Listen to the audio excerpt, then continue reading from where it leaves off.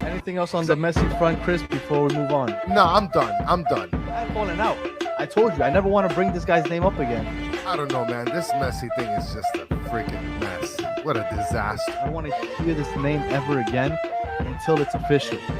But they got me back. No question about it. I am ready to get hurt again. Chris, the Herons are back. It's like 20 hours later. Welcome, everybody, to episode number 94 of the Battered Herons podcast. I am your host, Daniel Granada. Alongside me, as always, is Mr. KBD. How are you doing, sir? You're on mute, sir.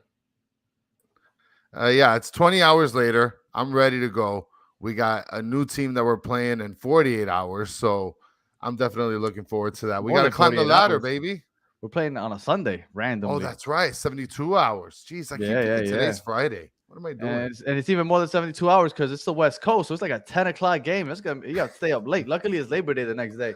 But looking forward to finally playing somebody new. I think it's the first time we visit LAFC. No, my fault. That was the first ever game. But since then, we've never gone back. So I'm looking forward to it. I know a lot of people from Vice City are heading out there. But good stuff. And we found ourselves a guest because, as always, we only preview the games if we could find somebody that's knowledgeable on the other team. So we're not just gas bagging about random stats and stuff that really tell us something but mean something else.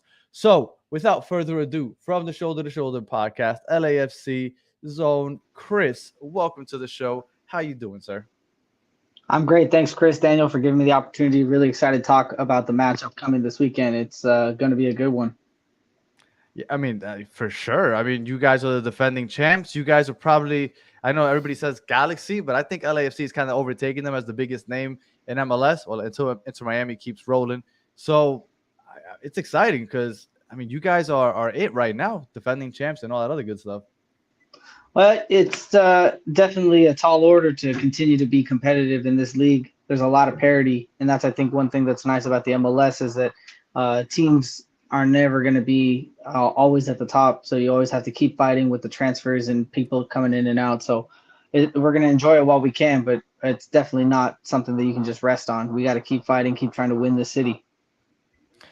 Well, I think that's my favorite thing about the MLS. Everybody's like, oh my God, but Inter Miami shouldn't lose any games. Like, no, this is a league of parity. Like, if they lose, it's okay. Like, this is how this is built.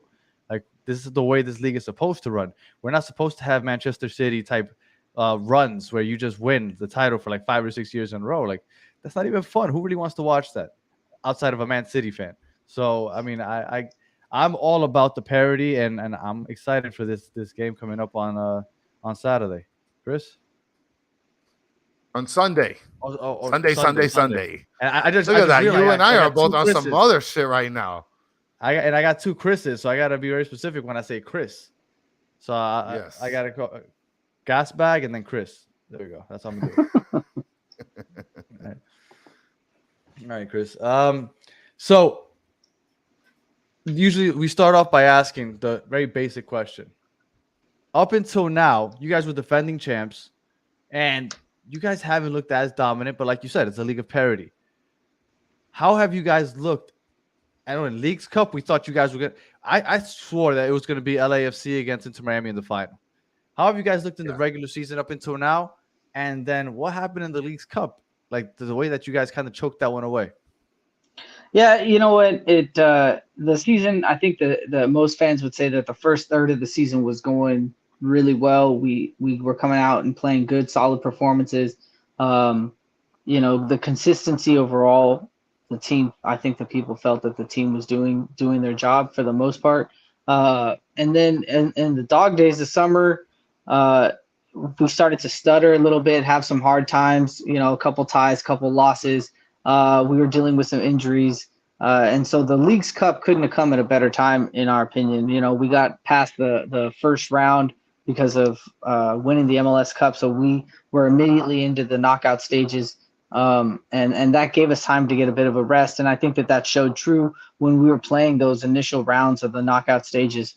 And then when we got to Monterrey, it was definitely a matter of a bit of fatigue, but it's hard to complain about fatigue when you looked at the amount of travel that Monterrey had to do when they're going to the Pacific Northwest, Portland, Seattle, RSL, Los Angeles. Like, I mean, their travel was insane, you know. Yeah. So, but I do think that there is a bit of they took their foot off the gas going up 2-0, 60th minute. Then all of a sudden, substitutions come in.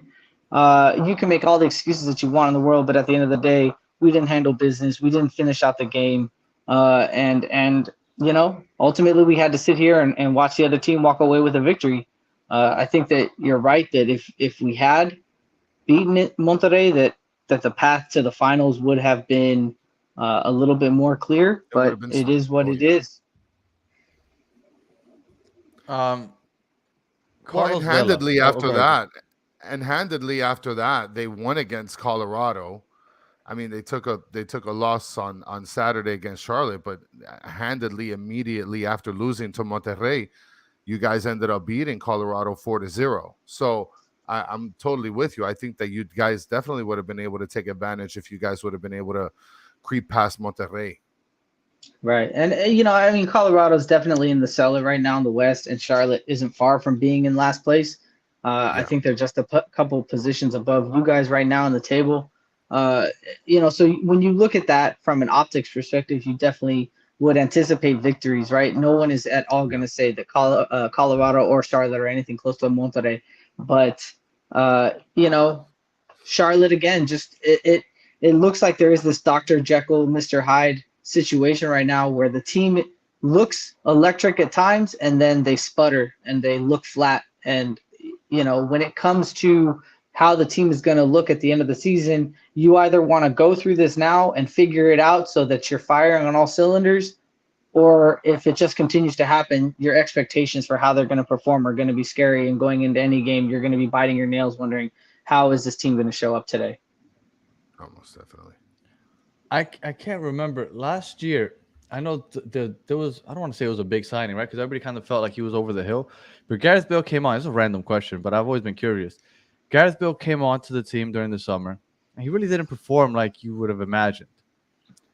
How did you overall take his stay with LAFC? Did you take it as a positive or negative? I mean, I know he scored that goal in the final, so I mean that kind of saved his stint with LAFC. But outside of that, was it almost like a throwaway signing? Because I felt like it was really unfortunate the result of that signing.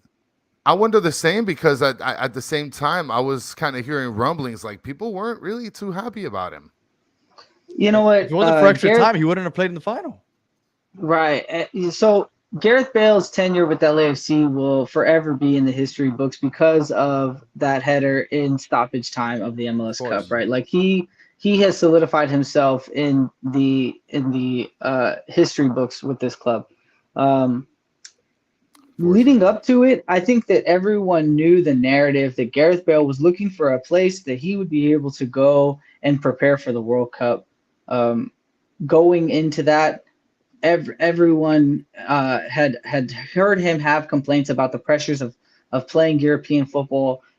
So coming to Los Angeles, where Gareth Bale is famous, but he probably wouldn't be in the top 50 most famous people walking around the streets of Los Angeles. Right. For him to come to that kind of environment gave him the opportunity to really get his mind right and prepare for the World Cup. His minutes were scattered, but and everything that we had ever heard from our interviews with the front office and the training staff, the relationship with Gareth Bale and Steve Cherundolo was very, very good. It was very fluid. They were both on the same page. And to this day, Gareth Bale still comes back and he'll make appearances in the stadium from time to time. He vacations here in Los Angeles quite often. And so, you can tell that he enjoyed his time here. And, if that goal had not happened, especially in the fashion that it happened, I do think that it would have been a forgetful signing, which would have been unfortunate.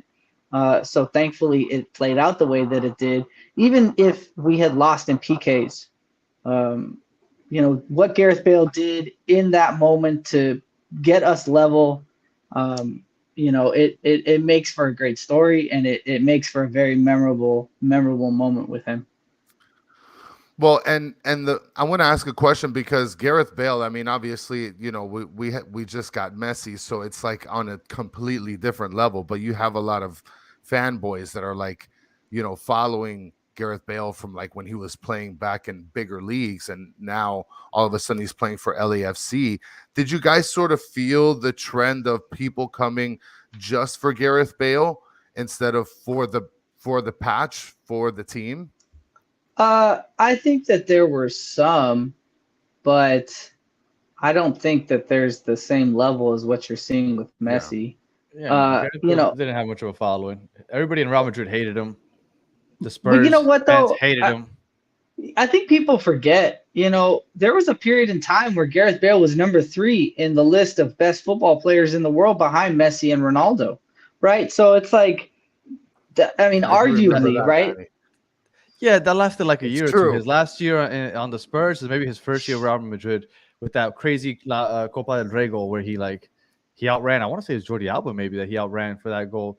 But outside of that, Gareth Bale, like that's Real Madrid, which lasted like 8 years. Still, though, horrible. You're looking at a player that at one point in his career was, elite, right? And so, like I said, there was a following, but not like Messi. What we're seeing right now with the way that people are coming out to Miami games and away games that Miami's are playing, there's it really is incredible the following that this player has, right? And I think that's a similar situation with Messi, right? Like there was that picture of him in the grocery store when he first came here, right? Like Messi's very famous, right? And he's probably, if he were to come to Los Angeles, he would be one of the top, 20 most famous people walking the streets of Los Angeles type of thing. But America is still going to leave you alone. There's still going to be that space where you can separate your personal life from your career. And I do think that that's a big contributing reason as to why he came here. Yeah. Well, now that we brought up the Messi and the Messi craze, how are tickets looking for Sunday's game? Well, two-part question. One, I'm already looking at them. How are they looking as far as prices go? And two, do you think it's going to be like it was last week in New Jersey, where the crowd was like 70% Inter Miami / Messi? Okay, so CNN just put out an article saying that this is the most expensive MLS game in the history of the MLS. And they were stating statistics of ticket prices and increases and all sorts of stuff. But CNN came out with an article. And even if the article is not 100% accurate, the fact is the prices for this match are exponentially higher than LAFC has ever seen and probably other MLS clubs. You're taking one of the most electric players that has ever played the game, and you're inserting him into one of the most talked about newest clubs, and that has an amazing atmosphere and is the reigning MLS champ. So all of these stars have aligned to make this a historic match, one for the ages. I'm sorry. Go ahead, Chris. In terms of ticket prices, like just to get in the door right now, it's like I think $650 just to get in the building, and there's a lot of money here in Los Angeles, and I think that there's still more international football fans than there are LAFC fans in Los Angeles. So with all the money that gets thrown around this city, I wouldn't be shocked if there is a large faction of Messi, Barcelona, PSG, Argentina, right? There's going to be a ton of Messi gear at the stadium. I would like to believe that the LAFC fans themselves would like to see Messi. So they would have sold some tickets, but I would like to believe that there's still going to be a large amount of black and gold in the stadium. And I was just taking a look right here on Ticketmaster, and Vinny just mentioned on the comments, that's before fees too. Yeah, to get into the stadium without going to the supporter section, like you mentioned, it's $650. For the supporter section, they actually have a couple of verified retail tickets for $560, which I'll tell you one thing, CNN is kind of on the money because we've been looking at away games with every guest that we've had on, and by by a bit, you guys are the most priciest tickets that I've seen so far for an away game. I don't know And if they're you agree with selling that or not, like, Danny. and the tickets are selling, and I think that that's the crazy part about it is that, you know, people whose face value tickets might be $150 a ticket are able to turn around and flip their tickets for, you know, $1,500. You know, and I mean, it's more than quadruple, right? Like I have heard of people that have sold their tickets for 10 times what the face value was. They're paying off their whole season tickets off of that. I almost half, right? Also, yeah. There's a lot of chattering going on in the chat about something, and I'm gonna bring it up to you because I'm kind of curious also. What do you think about the Zlatan Ibrahimovic, his little stay with Galaxy, and that beef he had with LAFC and with Carlos Vela?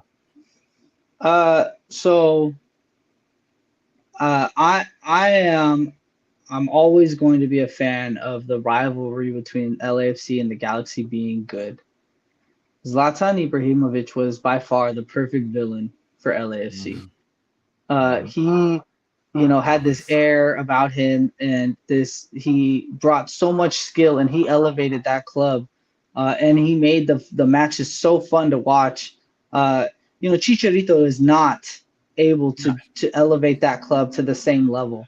And when you recently those matches, the derby matches have been they're entertaining, but they're, you know, like, we don't like Ricky Puig, but we don't like him because we think he's annoying. We didn't like Zlatan because he was a villain. Like, he was this arrogant, cocky, you know, just somebody that you're just like, I hate that dude, right? I know, it's so fun to watch him.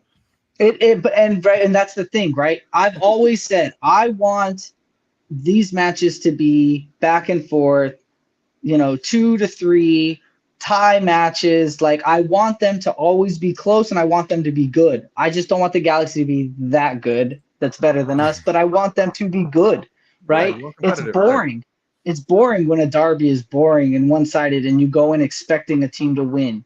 But LAFC continues to lay an egg a lot of times when we play the Galaxy. For whatever reason, the Galaxy know how to turn it up when they play us, and those matches are always close regardless of who's on the roster. You know, there's been plenty of times where on paper, everyone expects LAFC to walk away with wins, and, you know, for whatever reason, the Galaxy keep it close, tie the game, or win. And it's, you know, that is frustrating as an LAFC fan that we are not dominating the wins ratio in that match. Before we go on to Sunday's game between Miami and LA, I am going to ask you one last question. I'm assuming you saw Messi's debut against Cruz Azul and how that storybook ending where he hit that free kick at basically the last play of the game to win. Which debut was better, Messi's or Zlatan's? Because that debut for Zlatan in El Tráfico. I mean, I mean, I was there at that game, right? I was there at the very first derby game at Dignity Health Sports Park. And when Zlatan came on, they were down 3-1. I know. I mean, he single-handedly took over that game. I think that, you know, while Messi had done an amazing job in the short amount of time that he came on, and, you know, but Messi's free kicks from that distance, that's a known thing that he does. Mm-hmm. The impact that Zlatan Ibrahimovic had on that match, you know, the 40-yard boot over Tyler Miller, who was out of pocket. I mean, so awesome. I have to say, unfortunately, that I think Zlatan's debut was better because he had done more to get his team out of the cellar. You know, what Messi did was what we expect Messi to do, while it was still amazing talent, once in a generation ability to do it. You know, I mean, and the air that came out of the sails as an LAFC fan, right? You're up 3-0 at halftime to lose 4-3, and the way in which we lost on that fourth goal, it was just that. I mean, but it was an amazing day, like, to see it, right? As a fan of football, football, to be like, I was there, I saw it. I hated the result. It sucked, but I mean, to this day, you look back and you're like, man, that was such a crazy game. Well, and the worst part is that the biggest part is that it happened in the run of play, right? Nobody was probably expecting that. And the worst part is that when he scores, he's in your face about it. He really holds nothing back. But again, that's like, wouldn't you want Orlando City? Right? Wouldn't you want Orlando City to get someone that is, I mean, just a pure, just you don't want that rivalry to be good, Daniel. You don't want. I do, but I really don't want to lose to the them. only guy. He's the only one that's like that, bro. And he's a clown. You know what? It's because you haven't tasted. You haven't. Have you ever been to a derby of a team you support? I mean, if you talk about Orlando, Miami, yeah. No. Like a team before you were a Miami fan. Have you ever been to a derby of a team you're a diehard for? No. So just wait till you go to one. Jets Dolphins, I guess. Okay. Well, I mean that ain't the same. Just wait till you go to one, and you see what it's like to be on the edge of your seat, for the back and forth action, for the players to be playing for the crest. I mean, you're never gonna want a lackluster derby ever again. You're never gonna want, you're the Orlando City to be less than average. Who cares? I mean, you want them to be electric. I'm telling you, I like this game over at the Rose Bowl that we had on 4th of July. Electric. It was, again, another result where we lost and we shouldn't have lost. But I mean, 86,000 people at the Rose Bowl Stadium, right? It's unreal. I wouldn't mind Ronaldo showing up in Orlando. I mean, I know he won't. He's trying to make it seem like he's happy over there in Saudi Arabia, but I wouldn't mind him to show up in Orlando. That'd be pretty cool. And he's a villain. Yes, he is very villainous. He's super Zlatan-ish. No, he's not. Nobody is like Ibra. I'm telling you, nobody. No. I've never seen anybody like him. He is full of himself. No, he's one of my favorite. He's one of my favorite football players of all time. I love that personality. All right. So let's get into the preview of Sunday's game. You told us about how they've looked so far this season. So we have a lot of new people watching this channel, right? Obviously, Messi's brought a lot of new eyes. We have people from all over the world that watch now. So a lot of people don't know a lot about the MLS, and they're learning as they watch and whatever. So whenever we have somebody on over the last month, we'd like to ask this very basic question. Anybody that's brand new, whether it be India, Bangladesh, wherever you're watching from, if there's somebody that maybe isn't a household name that they should be looking out for on LAFC, who would it be? Obviously Denny Bwanga is definitely a newer player to the MLS. We acquired him last season in the summer transfer window. He didn't really do as a whole lot other than a handful of goals. He definitely got the goal against Portland that got us that solidified the Supporter Shield for us last year, and he had played well in the playoffs. But he's definitely on another level now that he's been with the club for a number of months. So Denny Bwanga is definitely a player that you'd want to look out for. And he's second in the league in goals right now. That's right. Yeah. So I mean, he's making a run for an MVP candidate. Mateusz Bogusz, number 19, he plays in the midfield. He's a player that we had gotten at the beginning of the season, and in the midseason. We got him in the midseason transfer, and he's definitely been a player that's very electric. Takes the ball, makes a lot of runs, and then in the most of the recent transfers, Filip Krastev is definitely a player that he's a young player on loan. That is definitely, he comes in as a sub off the bench, but he's been pretty electric, making a lot of runs and a lot of good balls. Very fast player, really good technical ability. Outside of, again, people like Carlos Vela and I mean, it's this lineup is so deep. Giorgio Chiellini, right? Like it's deep. It's a deep lineup, but we should be, winning games that we're losing. And that's where it gets frustrating as a fan. And I see that, Danny, because whenever I watch the highlights for LAFC, when their bench comes onto the field, you don't really see too much of a discrepancy in terms of the level of play. I do tend to see that whenever the bench players come off the bench, they still sort of play like balls to the wall and and they're playing as hard as if they had started the game. So that's the way I see it, especially with the bench players, Danny. How has Aaron Long looked this year? Because we thought that we were going to end up with Aaron Long this offseason, and then he ended up in LAFC. How's the Aaron Long look so far this year? You know what, Aaron has had some really good moments where you see flashes of what he was before his injury. All right, so I feel good because for the way you started that off makes me feel good that we didn't get him. Well, you know what? Like if you watch the Charlotte highlights, he makes a mental error. Aaron Long does not like to pass through defenders to try and be aggressive. It's either pass to your left, pass to your right, pass back. It's all safe passes. And sometimes that's not what you need to be doing, right? Like it's great for possessing the ball, but sometimes you can't always play it safe like that. And there are lapses. But when you also look at our center back pairing, David Jesus Murillo has been injured. Giorgio Chiellini is not able to play as many minutes as he once was. So then you have Aaron Long, you've got Daniil Maldonado, and that's not necessarily our best pairing. Mamadou Fall is in the talks of being transferred to Barcelona right now, we had just gotten back from Villarreal on loan.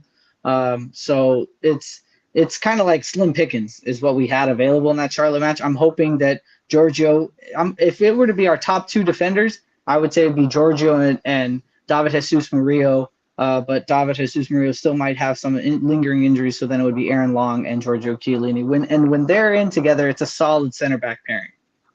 Can Chiellini run out there 90 minutes though? He's so fucking old. Maybe for Messi, you know what I'm saying? Maybe not every game, but I mean he could do it for one. Yeah, right. For this one, I got you. I have a quick question, and this is a question from my son because he wanted me to ask any LAFC guy that was going to join us. So you guys have the goalie Maxime Crepeau that he had suffered a really bad injury in the final minutes of the what was it in the final? Yeah, it was in the stoppage time. No, it was in extra time. He had it broken in extra time. Or I think maybe it was stoppage time of the 90, but yeah, it was at the end of the game. And I remember that he was a hell of a goalie, and ever since then, I hadn't seen him play recently. You guys have kind of stuck with McCarthy. Do you ever see Crepeau coming back at some point, or is he just shot and he's just back up for life? No. So Max Crepeau is actually making strides at coming back. LAFC 2 had a match maybe a couple weeks ago, and he played all 90 in the LAFC 2 match. He's now, I think he's sitting on the bench as our sub right now for our matches. Max is a bench, and I think that the intention is to have Max be the starter again. But we're going with John. He's done a very good job in the interim, and I don't think that there's any rush to make a switch right now. That John is doing a serviceable enough job for us. Let me tell you something. One of the most painful things to watch you guys win that title last year was watching McCarthy be the savior for you guys. Because he was with us the year before. It's like, God damn it, man. Like, how does this even happen? And it was against Julian Carranza, also ours. It felt like we were just...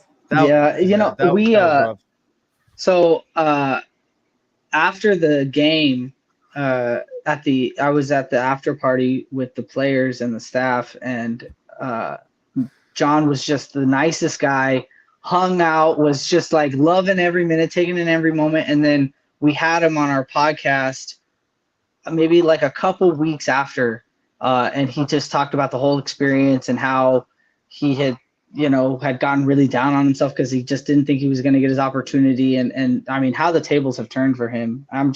He's such a great guy, by far one of the most approachable people in the locker room.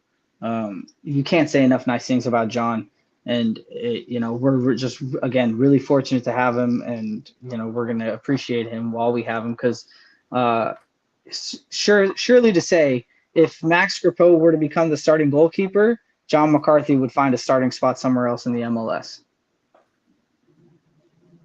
Does Carlo Vela ever run out 90 minutes anymore? It's not very often. It's definitely not very often. I think that in matches that we're winning, he gets pulled to give him the rest. In matches that we're losing, if the coach thinks that we need a spark from someone else, he'll get pulled. Oftentimes, if he plays 90, it's a close match, and the coach feels that Carlos is what we need to either retain the victory or get us over that hump. Okay. Yeah, but yeah, it's definitely not as common. And I was looking through and I was like, man, he's getting pulled a lot. So I was surprised. Okay. All right. So as far as tactics and formations go, what tactics do you usually like? You guys play high press, low block, mid block. Like what? How do you guys look at formation, and more or less, what's the game plan for you guys on a weekly basis? So we have the 4-3-3. We'll have one defender in the midfield, a defensive midfielder that will usually be Ilie Sanchez, Matej Bogusz, Kellen Acosta. Those are oftentimes the two midfield pairings, and then it's a lot about ball control. We try to make sure if Miami's going to beat us, they're going to beat us because they keep possession in the midfield, right? And having somebody like Messi who is able to distribute the ball and is really good at maintaining possession of the ball, that's going to be the biggest challenge. Whoever possesses the midfield in this match is going to be the one that has the most opportunities to put the ball in the back of the net. And that's really where LAFC's struggles is if we do not have a solid midfield game, it's not going to be a good day for us. Well, and one of the questions that a commenter here poses is most important question is how are LAFC on set pieces? That's probably one of our biggest kryptonites on defense. So how are your set pieces so far this year? Not so. Set pieces from field of play, not as lethal. Corner kicks a little bit more, but still, it's not like it's one of those things like we're not known for our goals on set pieces. Okay, so what are you known for? What is the strength that you guys are going to try to take advantage of? And kind of this is what we're planning on doing to beat you guys. I would say the speed on the outside, counterattacks, in transition, goals in transition. LAFC is very fast, and so they will look to exploit that. And if you have turnovers in the midfield, or if you have a turnover in the last third, and they have a player on a run, it's not uncommon to see that player go on a run. You'll see a long ball overhead, and then he'll control the ball, and then there'll be another player coming in. He sends the cross in, and then boom, there's a shot on goal opportunity. LAFC. They have such fast players on the outside, and even their wingbacks, right? Their wingbacks will go and make those runs too, and they have a really good chemistry in the back line to where they know that they have to shift over and take over the responsibilities of those defenders that run up. So it's definitely the outside and the counterattacks and goals in transition. And that's one of the things that I've always seen as a huge advantage for LAFC, that they're a really great team when it comes to the counterattack. I don't know if you want to stick with the strengths. I was going to try to move over to the weaknesses, Danny. Yeah, I just wanted to give Chris a heads up that Gasbag over here is undercover LAFC fan because he's a bandwagon fan. So he says that he roots for LAFC when Miami's not playing. Hey, listen, you know what? We accept all fans, bro. Listen, that's how it's got to be, Danny. Don't be a dirtbag, Dan. Come on. When LAFC came in 2018, was it 2018? 2018. How was that with the Galaxy already there? Was it like a lot of people that weren't necessarily fans of Galaxy had decided, okay, I'm going to start following MLS because there's a new squad? Was there a big influx of Galaxy fans that kind of transitioned? Like, do you have an idea of what happened there, more or less?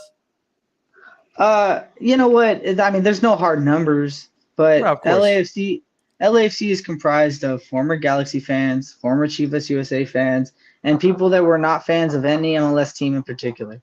There were people that supported the Galaxy because they wanted to watch American soccer, and that was the local team.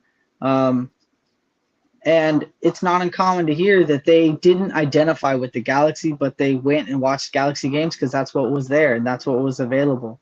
The Galaxy front office, I've been to Galaxy games, and the Galaxy front office, they weren't concerned. It wasn't supporter culture first.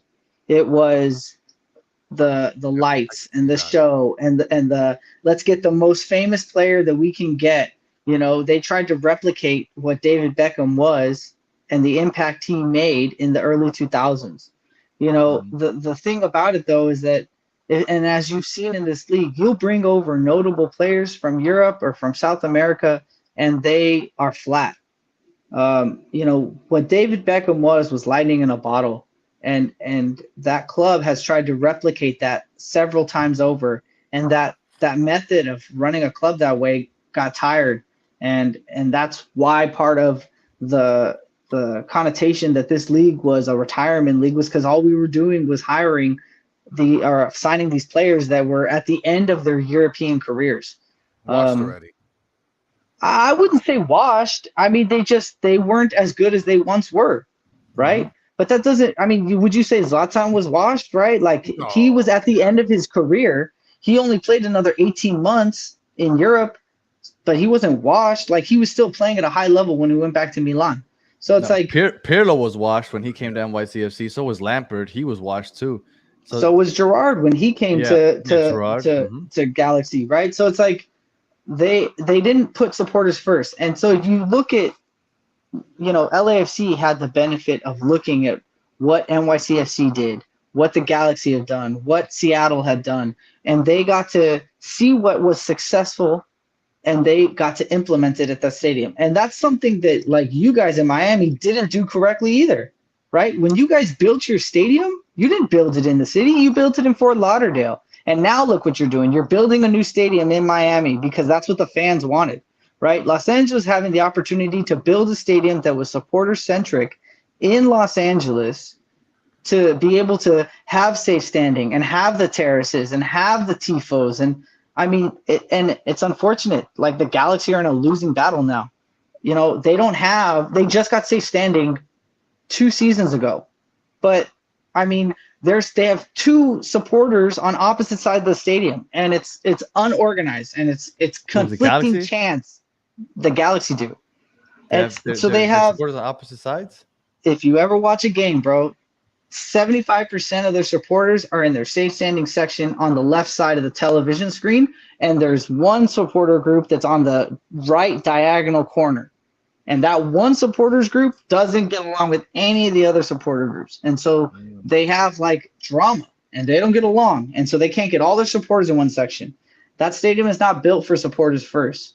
All their tifos are whack because it's the ones that just roll up the side and they can't do pulleys or anything like that. And they can't get their supporters on the same page. I mean, when they were doing the supporters that were having the protest against Chris Klein earlier in the season, I mean, they couldn't even get all their supporters to be on the same page with who was going to be protesting, who wasn't going to be protesting. And so they're just from behind now, and LAFC was the benefit of finding out what do the fans that are not LAFC or not Galaxy fans, what do they want? What are they looking for? And, this club really is supporters first. And that's part of why our stadium continues to be full, because the 3252 is amazing. And the atmosphere that they make in that stadium is electric and it's infectious. You want to come to those games because it's unlike any other entertainment that you're going to get in this city any day of the week. You can go to an LAFC match on a Tuesday night and it's going to be more than likely more electric than any other sports game that you could go to in the city. I don't care if it's a Lakers game, a Dodger game, a Rams game. It's nothing like going to an LAFC game. It's a totally different vibe. And one thing I want to mention. Well, go ahead, Danny. Go ahead. Well, I was just gonna say that's kind of what Miami wants, right? Vice City and their supporters groups, right? Southern Legion, the Siege, all of them. I feel like the closest thing that I've seen to what Inter Miami supporters are trying to do is LAFC, right? That's what we're trying to build. It's going to help a lot when we have the stadium in Miami. But, I mean, they didn't build a stadium in Broward and then decide to change it. It's just that we couldn't get anybody to approve a stadium in Miami. We Yes. finally got the approval now. So we always knew that was going to be a temporary stadium in Broadway. We just didn't want to wait to open up to the stadium. The LAFC thing is definitely something that we were hoping to bring down here. And there was a lot of work behind the scenes in trying to get the stadium in Miami. It just so happens that the spaces that we wanted were not being offered to us. On the contrary, it was that they were actually denying us those spaces, and they were offering us other spaces that just wasn't going to be convenient for the fan base. No, Danny? And just real quick, you know that they were trying to build it down near the AAA, or it's not AAA anymore. That's one of the places that denied it. Yeah, and Royal Caribbean cut it. Cut it, and now they're the sponsor for Inter Miami. So look at that. Look at how crazy that is. You know. Well, I think that there's, it's unfortunate that soccer is still not as popular of a sport in the United States as it could be, and there's a lot of people that are making these political decisions that are out of touch. Look at NYCFC, for example, right? They've been playing in a baseball stadium since 2015, and they're just getting a stadium now. It's what it does for your club and for your fans, it brings a whole new environment, right? And I think that if they really care about trying to make it a league that is respected, you have to bring the culture. Nobody's gonna watch these games if it's just for the players that are on the field, because the players on the field are not always going to be here either. This is a springboard league. This is not a league. This is a league where you come for raw talent, you develop it, you send them off. It's very few and far between that is going to bring international stardom like Messi is, and he's only going to be here for another handful of seasons. Who knows how many more years and it's like after he's gone, you want the fans to stay. Well, what are going to make the fans stay? The culture. That's what's going to keep them here. For sure. No, and that's the goal. Like we say here all the time, we're welcoming all the fans, all the new viewers to the show, to all the people that are rocking the Messi jerseys and aren't really in it for Inter Miami. I really hope after 2.5 years they kind of decide to stay with it, because they just enjoy the vibes and just watching the culture grow. All right. Before we get on to the next thing real quick, did you sell your tickets for this game on Sunday, or are you going to the game? So I've got a ton of tickets. So I did sell some of them, but I am going to the game. That's smart. That's smart. For sure. No, you got to go. He's an investor. He's an investor. Nah, well, you know what? I had Rams tickets, and I had LAFC tickets, and I enjoyed going to LAFC games more. So then I got rid of my Rams tickets and I bought LAFC tickets. So it's like I got my kids. Double the games. Exactly. That was the thing, right? I got a ton of games, a ton more seats. And if I ever want to go with my kids or their friends, I can do that now, Yeah. Yeah. That's dope. That's awesome. Yeah. I have no idea how I'm going to afford to keep my seats next year, because them shits are going to go up like 100%. But you know what? Hey, figure it out, bro. Don't let them go. Yeah, bro. Don't let them go. Because in 30 years from now, those tickets are going to be impossible to come by. Well, my thing isn't that I want to let them go. My thing is that I wanted to add to more, because I wanted my son and my daughter are now old enough where they want to start going to the games, and I only have tickets for me and my wife.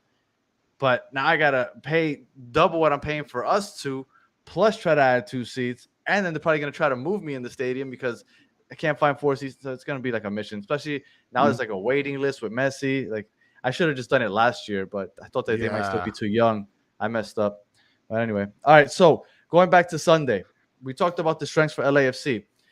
As far as the weaknesses of LAFC, if you're going to talk to Tata Martino and you say, this is how you beat LAFC, what would you tell Tata? What are you going to tell us that you say, all right, this is how you beat LAFC? Well, so like I said, the possession in the midfield is going to be huge. And I think that you need to look for LAFC's defensive players to make mental mistakes. Bad touches, bad passes, press, right? If you put pressure on them make a decision faster than they want to. Hey, this guy Tower Zombie LA Galaxy runs LA. No way, bro. And it's funny. And it's funny because I've seen a lot of, and maybe they're just trying to bother you, but I've seen a lot of people write a Galaxy run. When I think of LA, I understand that the history is there for Galaxy, but like right now, How do you even? Yeah. How do you say that? I've been trying to be respectful, but like, yeah, there's been people out here that are just trying to crush LAFC, and I'm like, dude, LAFC. Hey, As you far know as what? Even yeah, the go ahead, colors Chris. and the logo is nicer. Oh, for You know sure. what? People hate on LAFC, and you know what? That's okay, because if got people to hate on your club, that means that they're doing it right, dude. You're doing something right, because if everybody liked you, I mean, that wouldn't be sport, bro. Like, You if you're even from got another this city, message. I don't what's even that? know if you have a Galaxy, but they're probably assuming that you have a Galaxy. Nah, bro, iPhone all No, you're day. talking about LA. You're talking about LA Galaxy, man. Oh, what the hell? All right, But no, so what would you say? I would tell Tata to do high press and definitely try and keep possession in that midfield, right? If Messi's able to facilitate the ball and maintain possession in that midfield and doesn't give LAFC an opportunity to have a counter or have an opportunity to try and build up, I mean, it's dominated. We're gonna get dominated. Yeah. Okay. You All got right. your buddy The over Rose here, Bowl. Tower Zombie, talking about the Rose Bowl game, Chris. I mean, you're Hey, getting all shafted, I like, know. bang, bang. Hey, all I know is that since 2018, which is the year that LAFC has come, there has not been a single team that has a better home record. And on top of that, missing the playoffs one time since inception. I mean, That's pretty yeah, good. the Galaxy might have a better win versus loss differential between us two head to head, but at the same time, they've barely made the playoffs. They haven't even sniffed an MLS Finals, and they don't even come close to getting the Supporters Shield, anyways. So if you want to talk about everything they had done over the last 27 years or whatever it is, let's talk about everything they've done since LAFC has been here, right? Like, what's the point of making a comparison when there wasn't another team that existed? And anybody that wants to say that Chivas USA is is LAFC now, like, read a book, read an article. Like, it's not even the same team, not even the same organization. It's simply there was a team that replaced a team in the city. But all of the academy kids that were in Chivas USA, guess where they went when Chivas USA folded? To the Galaxy. So it's like, I don't know how anybody can say that Galaxy still run this city when you look at the impact about what LAFC has done in LA. Look, man, I just based off of the logo, I thought the LAFC had a really cool logo, the colors sure. and all that other stuff. I mean, I don't really care who runs the city because obviously that's all the way over there. But I personally, when I think of LA, I always think of LAFC as a superior team, but that's because recency bias, right? I mean, recently it's been LAFC. So, but I know historically it's the Galaxy. I get it. But LAFC wasn't around. So, what's the weather looking like for Sunday? It's gonna be nice. It's gonna be like 72 degrees at kickoff, so it'll be good. Okay, so perfect. So no hydration breaks, none of that. So it's gonna be No, beautiful. it's good. Like, we were at 105 yesterday, so it's like the weather is dropping today, tomorrow, and Saturday and Sunday. All right, awesome. All right, and then before we go into the predictions, we always like to ask, especially when we have somebody on for the first time, are there any traditions or rituals that you guys have before the game? Like, do you guys tailgate? Is there like a march into the stadium? Is it like what are the traditions or the rituals that LAFC has? Because I know I've seen you guys marching. I don't know if that's before a game or whatnot, but I've seen some videos of you guys marching into stadiums. So LAFC will march into the stadium. Not they most of the time that's at away games. They did a march into the stadium for the MLS Cup, but LAFC, the 3252 will tailgate out in what we call Christmas Tree Lane, which is right in front of the Historic Memorial Coliseum where USC plays. There's a big patch of grass on off of Figueroa in between the museum, the stadium, and the Coliseum. So people will come out there with their pop-up tents and food, and the raza will start cooking it up, and it's always a good time. If you are a Miami fan and you're making the travel, just come, be respectful, and you'll be welcome. It's all love. Look, we had Bernie from Vice City on here a couple months ago, and he said that Vice City and LAFC, I don't know what supporters group, it might be 3250. It was So I don't know. I mean, Vice City and District 9 Ultras tend to have a really good connection. But I know it was think one that of the supporter groups, But I think that Vice City has a good working relationship with the 3252 as a whole. But I think it's the District 9 Ultras that they've more than others. Right. Yeah, because he was telling us about how well they got along and how they LAFC, that supporters group that you just mentioned, kind of helped them out with a couple things like this is how we do this, how we do that. So I thought that was really cool. So it's all love between LAFC and Inter Miami, honestly. Yeah, the time that they came, the previous times, it's always been respectful, and the same thing too when the 3252 traveled to Miami last year, I think it was. Yeah, you guys were representing. Yeah. 3252. What does that stand for? Do you know? Yeah, so 3,252 seats are in the North End. That's originally how it started, and so that is what it is. The 3,252 seats in the North End. Also, if you add up 3,252, it adds up to 12. That was just by happenstance. That was the 12th man. Right. That was just coincidental. But yeah, that's the number of seats in the North End. That's pretty cool. That's super the 12th man and all that. And the rituals. Are there any rituals or traditions that you got outside of the one outside? So yeah, they don't show this on the television. Before we have a Harris hawk that is named Ollie, and there's a falconer that comes out before every home match, and Ollie flies around the stadium, and the falconer Ken Micknook, he has the lure out, and Ollie tracks down the lure and stuff like that, and it's a lot of fun, especially because Ollie will fly like just above your head, and the bird is crazy fast. So that's a pregame ritual. So get in your seats for that. But other than that, bro, the tradition is just the match itself, bro. The 3252 don't stop, dude. It's 90 plus all the time. Yeah, that's awesome. That's awesome. All right, so I guess it's prediction time.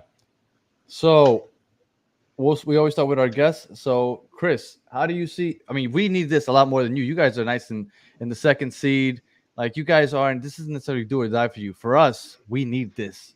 So how are you feeling about this game on Sunday? I think that LAFC is gonna step up for the match. I think that they're gonna definitely come out and put all their efforts forward. I think that if LAFC plays the way that we have seen LAFC play when they're on, that it's gonna be a really good game, really close match. I expect scoring on both sides, and I think that it'll be a really close match. One goal difference between the two, but I'm gonna lean towards LAFC. I'm being a bit of a homer in this one. All good. Yeah, all the right. Yep. Chris, how do you see this one coming out? Well, I mean, LAFC's had a couple games where they've scored one goal, another goal against Minnesota, and I'm just looking at the MLS games. But then they blast off against St. Louis, make 3 goals against them. I think they had 4 goals some other game. I think that this might be a lot more high scoring than people anticipate. I think it's probably going to be like 3-2 Inter Miami win the game. I think it's going to be a very entertaining game. I think that both teams are going to feel the energy because obviously there's going to be a lot of people that are going to go, not just LAFC fans, Inter Miami fans. Of course, you have your Messi fans, and you're definitely going to feel the energy more, I think, in this game than you have seen so far in any away game this season. Yeah, and I was looking back at LAFC, like you said, during the summer, they kind of took a drop, right? They lost to Houston 4-0 twice in a row in a span of 4 days. They lost to Dallas 2-0, to Vancouver 3-2, to Galaxy 2-1. Everybody saw that one. So you guys haven't looked necessarily dominant since the summer began. Losing to Charlotte, it's kind of rough because Charlotte sucks. Yeah. And I feel like Miami's had the hardest time when teams play that low block and try to just beat them on the counter. But I don't think that's kind of the game plan that you guys are going to come out with. And, I mean, with Busquets and Messi, I think we can dominate that midfield. I hope that Benja Kremaski plays and he starts over Diego Gomez so he can kind of help facilitate in that midfield because Diego Gomez is a crazy guy. So I think if we start Benja and we can dominate the midfield, I think we put up 3 and maybe we give up 1. I think it's going to be 3-1 because I just look. We've been road warriors. We beat Philly in Philly 4-0. We beat Nashville in Nashville. We beat. I mean, technically it was a shootout, but we beat Nashville on the road. We beat Cincinnati on the road. Yeah. So, the road thing doesn't seem to bother this team. It's those teams that play that low block that gives us issues. And I don't think LAFC is going to be coming out playing that style of soccer. I tell you this though, you got to lose sometime, right? Like for sure. This is going to be a great run, but this is more travel than Messi's probably experienced in recent time, right? Mm-hmm. Especially when you look at the size of France as a country and you superimpose it over the state of Florida and some of the southern states, like you're hitting Georgia and one of the Carolinas, bro, and that's it. You know what I'm saying? Like France is not like the travel that he's had to do is not at all what he's been having to do now. And so that and the heat, right? Like it's going to be cooler, but he's been playing in higher temperature areas. And plus he's getting ready for the international call up. I know that Miami needs to prioritize these wins because in order for you guys to make the playoffs, you definitely we could only lose 2 games max, maybe 1 for the rest of the season. So I think we're gonna come in guns blazing.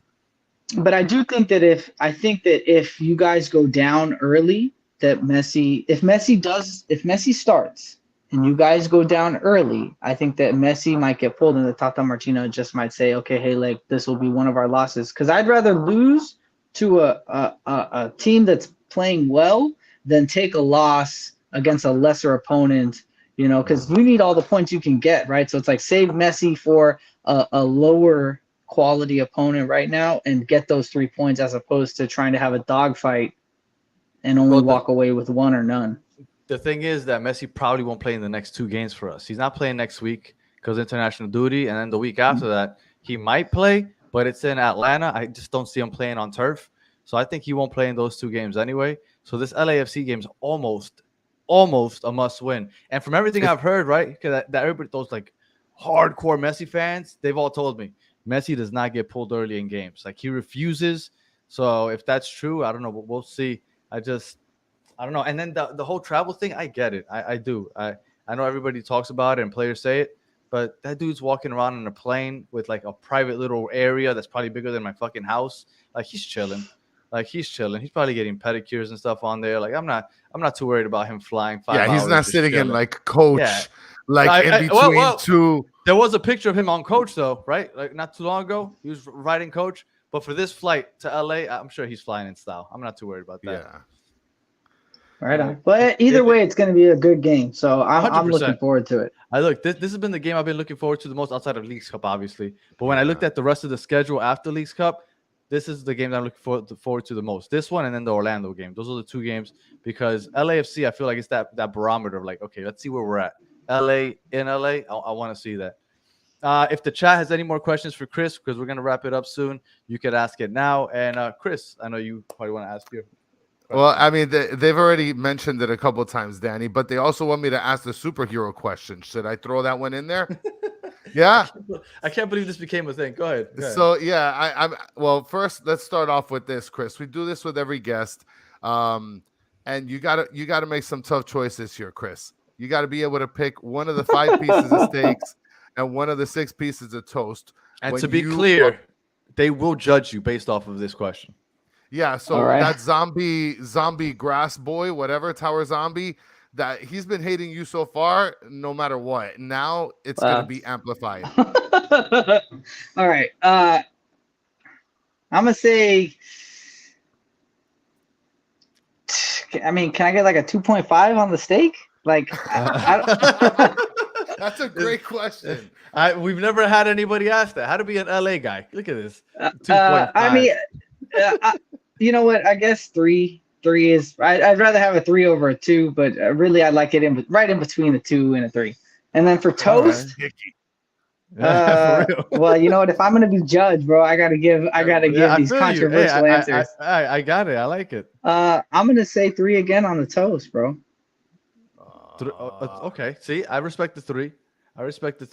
And go ahead. What's the consensus here? Like, what is the fan base? What is the correct acceptable answers? Right down the middle is usually the correct answer. 3 and 3, and then we accept 4.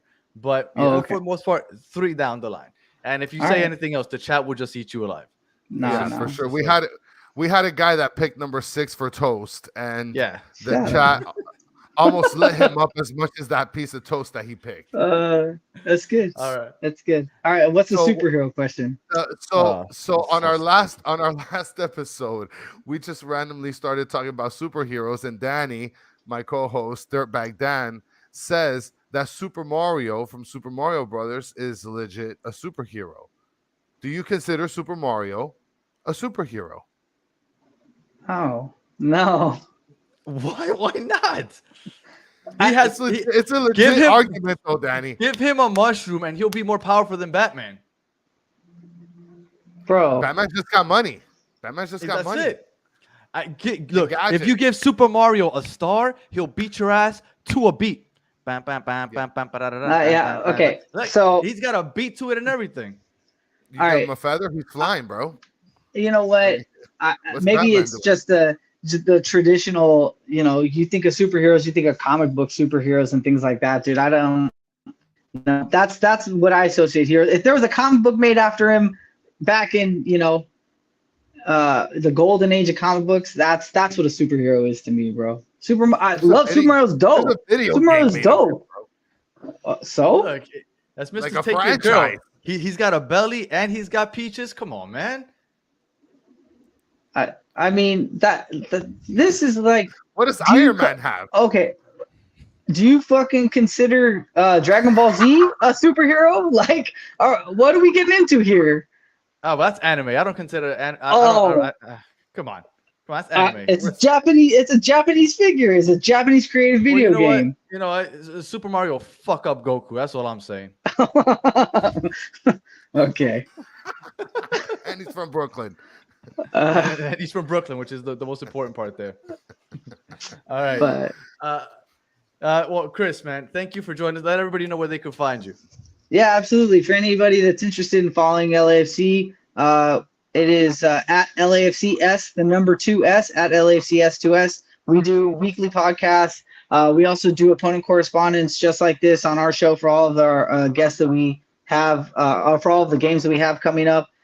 We do player personnel interviews. We've interviewed Bob Bradley and players like John McCarthy after the MLS Cup, and we've interviewed front office personnel, John Thorrington, and all sorts. So if anybody's interested in learning about the history, you can come on and listen to our show at LAFCS2S on all social media platforms, and Shoulder to Shoulder LAFC podcast on Apple and Stitcher and Spotify and SoundCloud.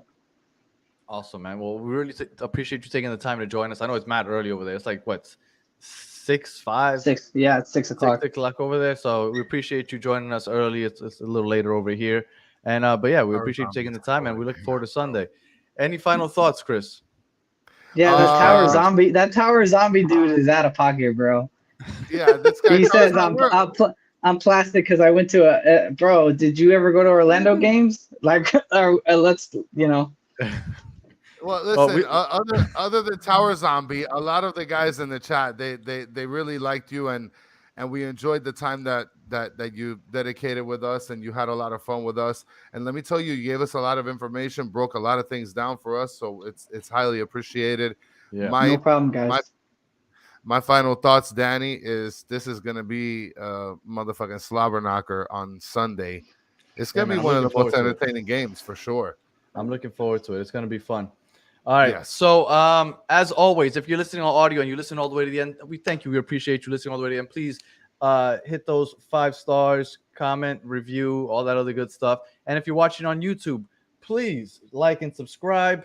And if you haven't already, go ahead and check out batteredfans.com, where you can find all the latest Messi and Inter Miami gear. And until the next one, which will probably be after the game on Sunday night, have a good one. Peace. Later.